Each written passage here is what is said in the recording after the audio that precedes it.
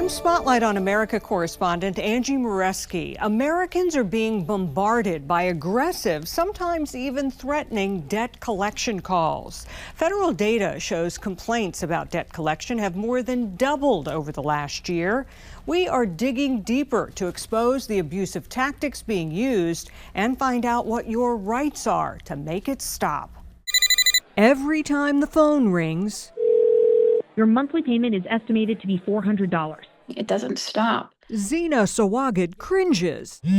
Please give me a call back today. Fearing it's another debt collector. It was really bad because I get almost 5 calls every day. A second-year law student in Washington, D.C., it's been a devastating year for Zena. First, her family home burned down in the California wildfires. Then, she got laid off from her job, and shortly after, her mom passed away. It's just been financially and emotionally exhausting.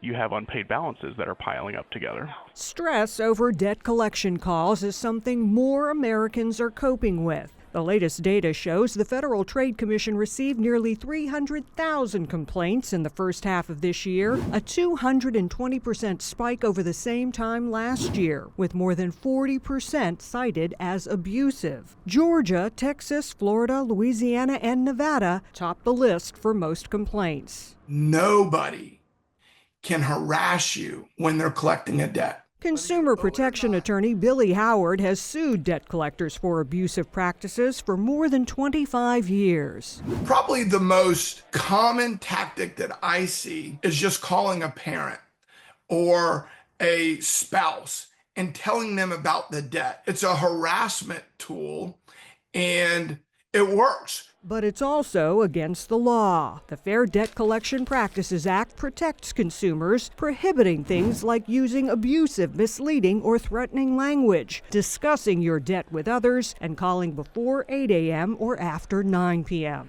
Are your clients getting bombarded with these calls? Yes, a lot of them are. Money Management International senior debt counselor Naomi Peden says despite the law, she's seeing more abusive tactics by debt collectors. More aggressive language, more threatening language.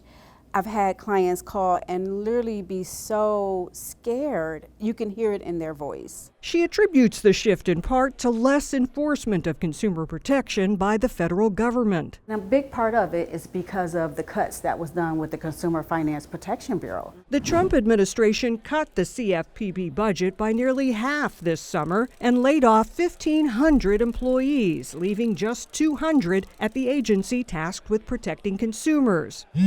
So it's more important than ever to know your rights. What can you do? You simply ask them, send me verification of this debt.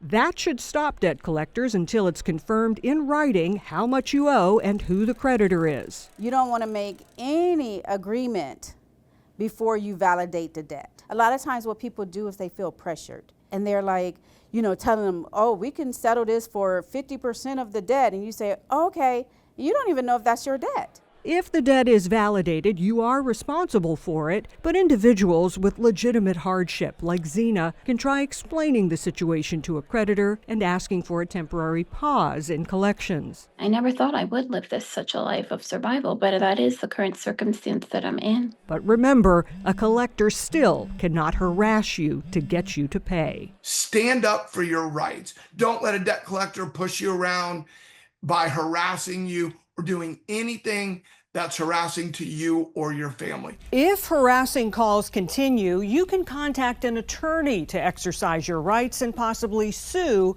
under the Fair Debt Collection Practices Act. For Spotlight on America, I'm Angie Moreschi.